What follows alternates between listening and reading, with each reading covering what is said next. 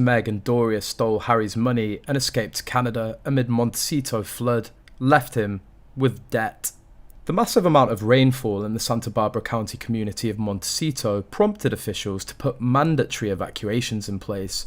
Residents of the seaside community were urged to leave due to unprecedented rainfall. The town was inundated by more than 7 inches of rain in just 12 hours on Monday, and more on tap for today. Montecito is home to many celebrities like Oprah Winfrey, Ellen DeGeneres, Prince Harry and Meghan Markle. Around 10,000 people were ordered to evacuate.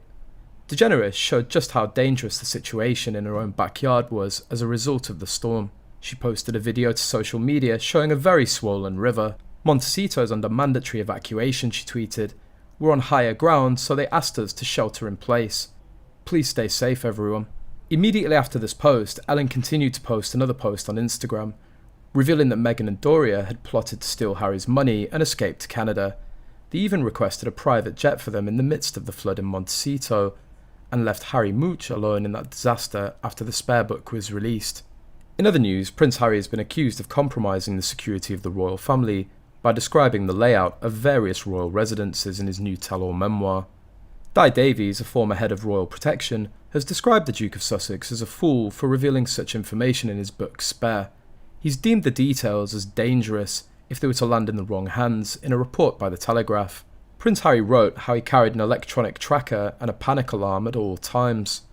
The 38-year-old detailed the location of Queen Elizabeth II's bedroom at Balmoral, as well as the precise location of how to get to the King's private sitting room at Clarence House.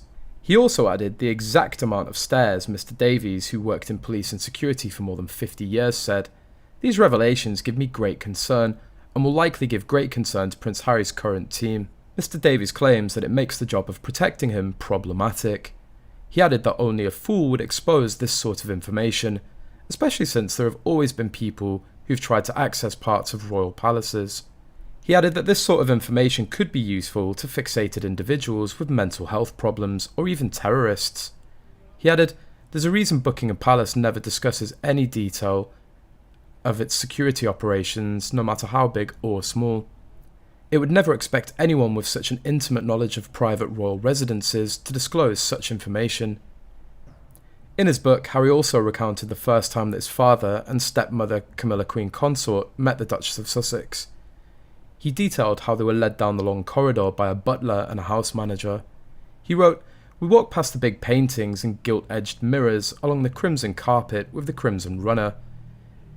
He continued that they went up the creaky staircase, which rose 3 steps before jogging right up another 12 steps, then jogged right again. Then at last on the landing above us stood Father. Harry's book was released on January the 10th, 18 months after its initial reveal. Its January release meant it just missed out on the lucrative Christmas market. However, its sale was not affected. Less than 24 hours after its release, it was named the UK's fastest selling non-fiction book of all time.